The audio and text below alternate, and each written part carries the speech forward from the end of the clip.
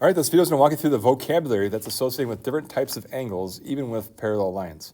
But for starters, when we talk about vertical angles are these angles when two lines cross. So if you ever see two lines crossing, vertical angles are going to be always congruent. I'll put the little congruent, which when I say congruent, if you get out a protractor and measure both those angles, they're going to be the exact same angle measure.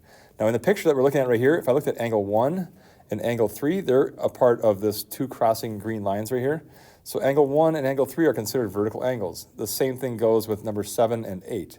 Those are also vertical angles as you put those angles together as well. So that's what it looks like in the picture for vertical angles. Two places where the lines cross and the opposite angles are the same. Now, supplementary angles. Supplementary angles happen when you have two angles that are side by side. When they're side by side forming a line, they're going to both equal 180 degrees. Now, in the picture right here, you're going to notice that there is a line right here, and you'll notice that this little line sticking up right here is this. Angle 1 and angle 2 are considered supplementary angles. I could also talk about angle, or the line going this way instead, and then talking about angles 2 and 3. Angle 2 and 3 are going to also both add up to 180 degrees also. And that's all that there is, at least for angle numbers in this picture, that could be considered supplementary when they're side by side. Now, there are some other ones that are supplementary, but we'll get into those in just a moment. So back to the next thing here. So two angles that equal 180 are supplementary. Now we're going to talk about two angles that equal 90 degrees. If two angles equal 90 degrees, you're going to find that there's typically a box showing 90 degrees, and those two angles that add up to that angle in the box are considered complementary.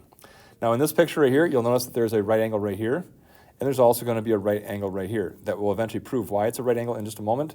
But this 5 and 6 is part of a right angle. So in angle 5 and angle 6, those are considered complementary. Let me back this up here so I can actually write on this here. Whoops. And then clean that up. There we go. So this is going to be 5 and 6 are going to be considered complementary angles. I'll just abbreviate for the sake of time here. 5 and 6 are complementary, and they equal 90 degrees. All right, moving on. Alternate interior angles. These are considered alternate interior angles. Whenever you have two parallel lines, I'll try to show you what they look like in this picture here. This line is labeled as parallel with this line. Now, when they're parallel, we can also then say that some other line is going to cross through those two parallel lines. Now, it happens twice. It happens right here, and it also happens right here. But we're just going to talk about one of them for right now. So let's just talk about this one right here that crosses. There are going to be some things that are true about these two parallel lines that are crossed by that third green line. Now, whenever you have alternate interior angles are angles when you have the line crossing through the two parallel lines, and then you have on the inside of those two parallel lines, two angles that are on either side on the inside. So when I look at this picture over here on this problem, you'll notice that there is a angle 3, well, first of all, angle 3, this is the red line here first, but 3 is on one side and 7 is on the other side. 3 and 7 are considered alternate interior angles. Now, another way to make this really easy to see, I'll back this up real quick.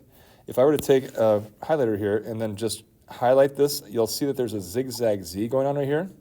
And this zigzag Z, where angle 3 and 7 are in the corners of that Z, those are what alternate interior angles also look like. So in the sake of this question right here, 3 and 7 are considered alternate interior angles. So let me back this up here, and I'll label that here too as well. So 3 and 7 are alternate interior angles. The other pair of alternate interior angles you could get is when I have this one, the Z could go this way instead, and that also makes alternate interior angles. So this blank angle right here and this blank angle right here are considered also alternate interior angles. There's always two different pairs of alternate interior angles inside the two parallel lines every time this happens. So that's what that pair looks like. Now, you're going to also notice that we have, that's all I need to say about that one. So let's keep things moving on here. So this is going to always equal congruent angles. So angles 7 and 3 being alternate interior, they're the exact same measure. All right. Next, we're going to talk about alternate exterior. Now, alternate exterior means they're going to be congruent for one thing, but they're also going to happen on the outside of the parallel lines, like you see in this example right here.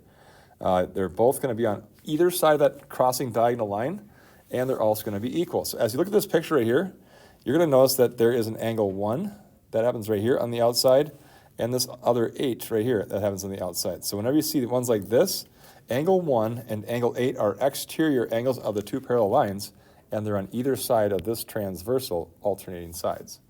Those are going to always be congruent. So let me just label that. I already did. Okay. And then from there, you're going to also notice that there is another pair of alternate exteriors as well. This angle 2 is on the outside, and so is this blank angle right here is on the outside. Those are both considered alternate exterior angles as well in the picture. All right, next one. As we talk about that, the next thing is corresponding. With corresponding angles are always going to be congruent. Now, when you see this, you'll notice that they happen in the same general location. On the example that's off to the right here, this is happening in the top right, that's happening in the top right. When you have angles that are happening at both intersections in the same general location, we call those corresponding angles. Now in this picture right here, you're going to notice that there's two intersections, one right there, and there's also an intersection right here. Both of those intersections make X's. Now in this case right here, if you look at angle 7 and look at angle 8, I'm sorry, not 7 and 8, but look at the angle 7 right here, that happens on the left side of that X right there.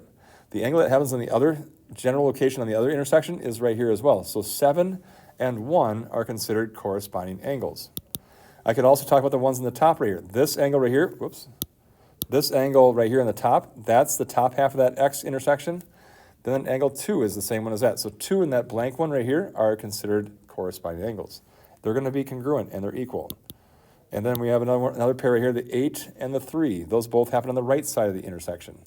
Those are corresponding. So you're going to find that there's always 4 corresponding angles in all these examples. That bottom part right here will match the bottom part right here, and those are corresponding. So no matter what general location of the intersection you're looking, corresponding angles are always congruent, and they take place at the same general location of the two intersections.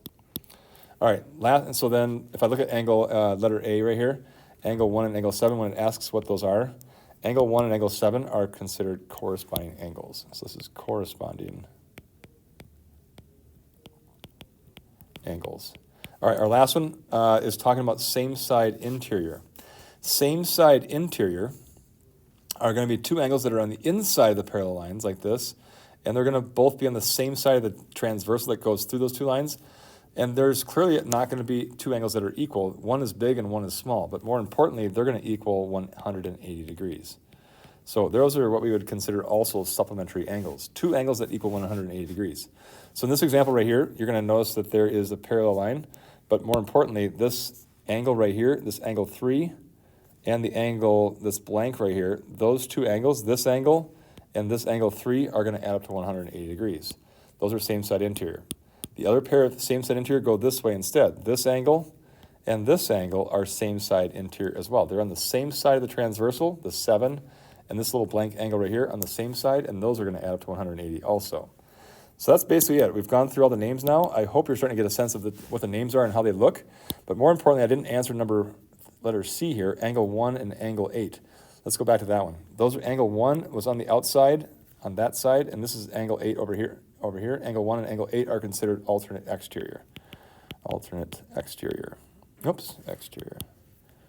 And that is it. Now, alternate exterior angles are always congruent. Make sure you write that down. Corresponding angles are also always congruent as well. I'll slide it in right here.